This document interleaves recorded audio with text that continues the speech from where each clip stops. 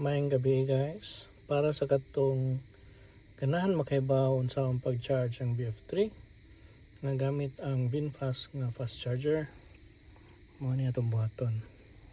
So karon na ako 37%,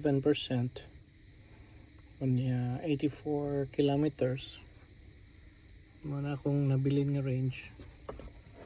Matutaron sa atong fast charger, no ni mo na siya ang DC fast charger na to. Duha ka buok CCS2 A ug B, duha siya ka charger both sides. Ito siya ablihan. Natay cup. Tamo na to na duha. Up to ipto ni siyang sis charger. Ano atong gun. Medyo bugat na siya guys kay fast charger man nga DC. Ato siya saksak ana guys. Nya pagkahuman na respond na ang katong charger, nilagutok. Na change ang color to blue. Meaning nakabasa na siya. Nya ana siya diri. Charging connector locked. So gilock na sa CCS na to ang charging gun. You cannot detach. Di na siya maibot. So muna na siya guys, nagsugod na siya og charge. Unya muna siya ang iyang initial nga calculation sa oras, 54 minutes to padung sa 100% charge.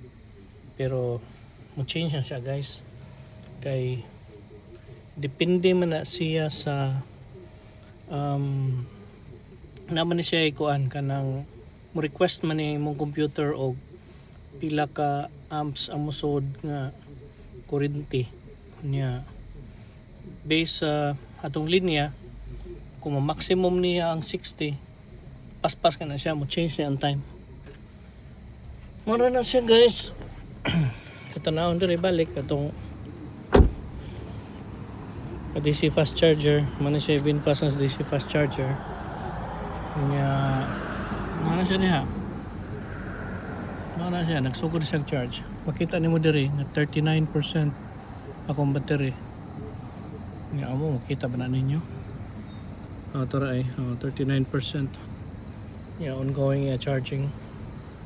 So mo ni siya guys ang charger nga kanang gi-offer dia sa Pilipinas nga kung namoy available nga parking space nya accessible sa sakyanan, pwede mo apply og nani nga DC fast charging nya makadawat mo og monthly.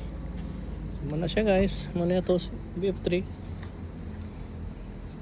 na initapad na to nga Green GSM or Shansem dire sa Vietnam. Charge mo na siya. Okay, muna to. Now you know.